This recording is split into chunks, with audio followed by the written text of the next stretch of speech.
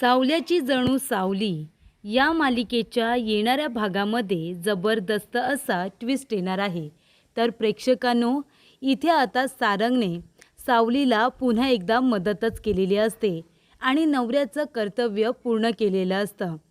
सावलीने एका माणसाकडून थोडं कर्ज घेतलेलं असतं, कारण तिला पैशांची गरज असते. पण ते पैसे तिला फेडता येत नसतात. त्यामुळे तो गुंड माणूस सावलीकडे पैसे घ्यायला आलेला असतो आणि तेव्हा पैसे परत मिळावे म्हणून तो अबीरला आपल्याबरोबर घेऊन जातो आणि सावलीला म्हणतो की माझे पैसे परत कर आणि अबीरला घेऊन जा. अबीर म्हणजे सावलीच्या काळजाचा तुकडा. तिने जुळ्या बाळांना जन्म दिलेला असतो, पण राजकुमारचे गुंड तिच्या एका बाळाला म्हणजे मुलीला ओवीला तिच्यापासून दूर करतात आणि घेऊन जातात. पण इथे आता पांडुरंगाच्या कृपेने ती मुलगी सारंगकडेच आलेली असते, तिच्या वडिलांकडेच आलेली असते आणि इथे प्रेक्षकांनो, आता अबीर सावलीकडे राहिलेला असतो. पण काही अडचणी अशा येतात ज्याच्यामुळे तिला एका व्यक्तीकडून कर्ज काढावं लागतं आणि तो गुंड माणूस सावलीकडून पैसे परत घ्यायला आलेला असतो आणि पैसे परत मिळावे म्हणून अबीरला आपल्याबरोबर घेऊन जातो. पण प्रेक्षकांनो, इथे आता अबीरचा जीव वाचवून सारंगने त्या गुंडाच्या तोंडावरती पैसे फेकून मारत सावलीचं संपूर्ण कर्ज फेडून टाकलेलं असतं आणि अबीरची ती गुंड लोकांच्या तावडीतून सुटका केलेली असते. तर प्रेक्षकांनो, येणाऱ्या भागामध्ये इथे आता सारंगने गुंड लोकांच्या तोंडावरती संपूर्ण कर्जाचे पैसे फेकून मारत इथे अबीरचा जीव वाचवत सावलीचं संपूर्ण कर्ज फेडून टाकलेलं असतं. आणि त्याचबरोबर प्रेक्षकांनो, इथे आता गुंडांबरोबर थोडी मारामारी होते, हाणामारी होते आणि सारंगच्या हाताला लागलेलं असतं. तेव्हा सावलीने सारंगच्या हातावरती प्रेमाने फुंकर मारत मलमपट्टीसुद्धा केलेली असते. तर येणाऱ्या भागामध्ये कशा पद्धतीने या गोष्टी पुढे घडत जातात आपण सविस्तरपणे बघूया. तर प्रेक्षकांनो, इथे आता सावलीची डिलिव्हरी झाल्यानंतर ते गुंड लोक एका बाळाला पळून घेऊन जातात. ते बाळ सारंगला मिळतं आणि सारंग त्या गुंडांच्या तावडीतून त्यांना मारून झोडून त्या बाळाचा जीव वाचवतो. ती मुलगीच असते आणि सावलीच्या बाबतीत जे घडलेलं असतं ते ओवीच्या बाबतीतसुद्धा सेम घडतं, कारण ओवीचा जीवसुद्धा आता निघून गेलेला असतो. पण सारंग इथे आता त्या बाळाला पांडुरंगाच्या पायाजवळ ठेवून तो पांडुरंगाजवळ भांडतो आणि म्हणतो की काही झालं तरी बाळाचा जीव परत आला पाहिजे आणि ही तुझी जबाबदारी आहे. बाळाचा जीव आता परत आलेला असतो आणि तेव्हा प्रेक्षकांनो, इथे आता बाळाचा जीव परत आल्यानंतर सारंग त्या मुलीला आपल्याबरोबर घेऊन जातो आणि ही माझीच मुलगी आहे असं म्हणून तिचं नाव वगैरे ठेवतो आणि वडिलांचं नाव म्हणून त्याने स्वतःचंच नाव लावलेलं असतं. सारंगने त्या मुलीला स्वतःची मुलगी म्हणूनच वाढवलेलं असतं. तर प्रेक्षकांनो, त्याच मुलीचा आता ओवीचा वाढदिवस असतो. ती मुलगी झालेली असते, ती म्हणजे अगदी 8 वर्षांचा कालावधीमध्ये गेलेला असतो. तर मुलगी कदाचित 7 वर्षांची तरी असेल आणि मग काय ती म्हणते, बाबांनी आज मला विशच नाही केलं.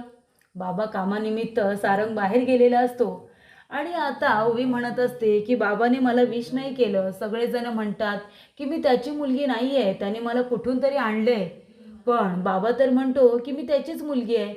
तेव्हा अमृता म्हणते की ओवी बाळा, असं नाही म्हणायचं. बाबांना आवडत नाही की नाही, तू बाबाचीच मुलगी आहेस आणि बाबाने विश नाही केलं, पण बाबाचं तुझ्यावरती किती प्रेम आहे तुला माहिती आहे ना. ओवी म्हणते, हो मला माहिती आहे, माझ्या बाबाचं माझ्यावरती खूप प्रेम आहे.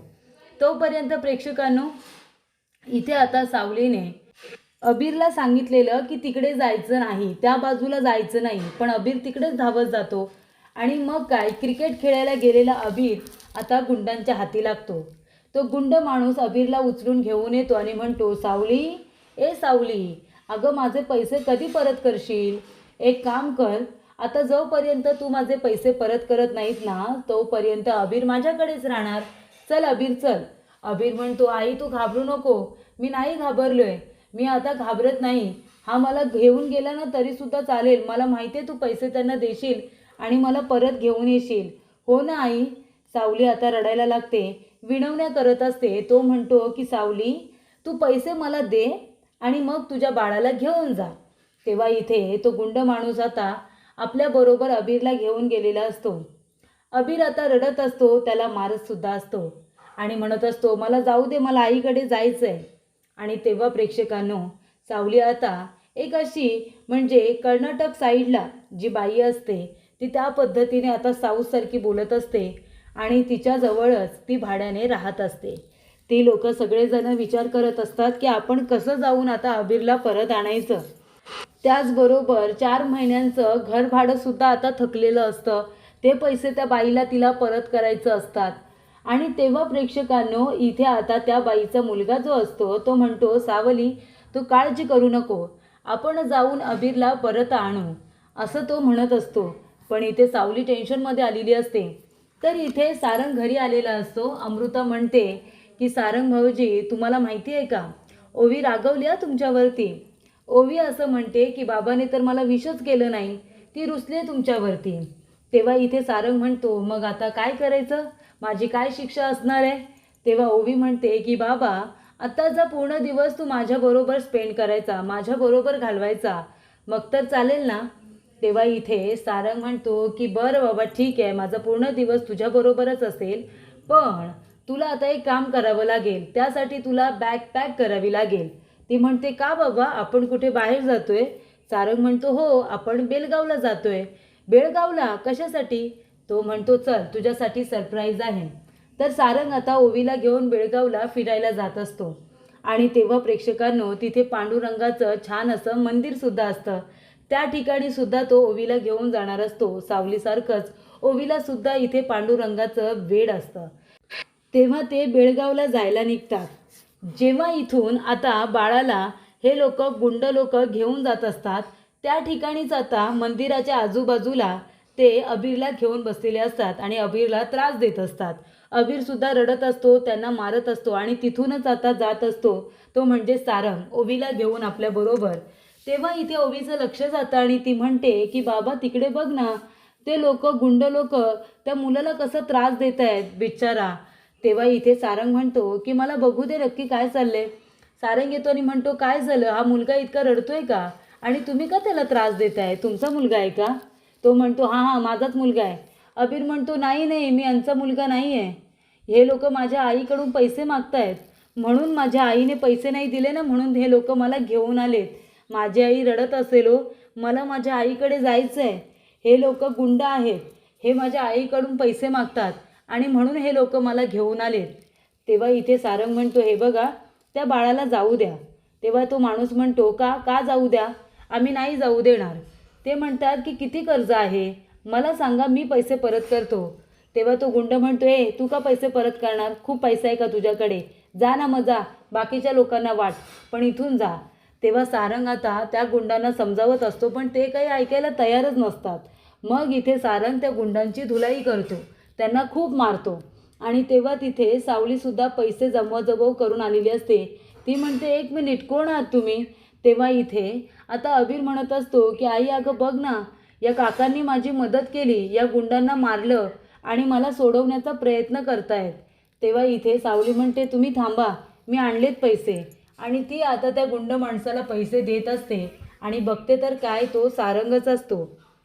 सावलीला इतक्या वर्षानंतर बघून सारंग खूप हैराण होतो, तिच्याकडे बघतच राहतो. आणि जेव्हा ओवी विचारत असते, बाबा, मी तुझीच मुलगी आहे ना, मग माझी आई कुठे आहे. तेव्हा तो म्हणतो की आई आहे ना, ती आपल्याला सोडून गेले, पण ती लवकरच परत येईल.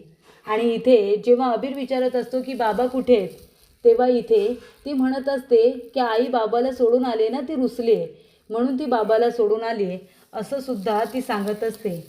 तेव्हा प्रेक्षकांनो, इथे आता सारंग आणि सावली 8 वर्षानंतर एकमेकांच्या समोरासमोर येतात.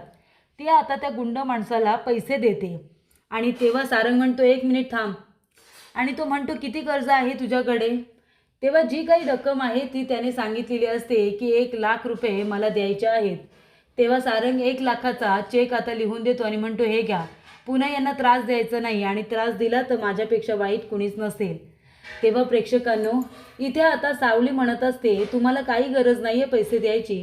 तेव्हा सारंग म्हणतो, हो, मला माहिती आहे गरज नाही आहे, तुम्हाला मिळतील तेव्हा हवं तर मला देऊन टाका. आणि त्यानंतर ती म्हणत असते, अबीर चल, आणि तेव्हा सारंग आता तिथेच असतो. तो मुलगा सावळीचा आहे असं बोलल्यानंतर सारंगला वाटतं की सावलीने दुसरं लग्न केलं की काय, कारण ती साऊथ इंडियन जी बाई असते तिचा मुलगा तिथे सावलीबरोबर असतो आणि तो आता सावलीबरोबर असल्यामुळे तो तिचा कुणी नवरा वगैरे तर नाही ना, असा सारंगचा गैरसमज झालेला असतो. तेव्हा प्रेक्षकांनो, इथे आता सारंग त्यांच्याकडे बघत असतो. त्याचा थोडासा गैरसमज झालेला असतो, पण तरी त्याने गुंड लोकांना त्यांच्या तोंडावरती चेक फेकून मारत संपूर्ण कर्ज फेडलेलं असतं.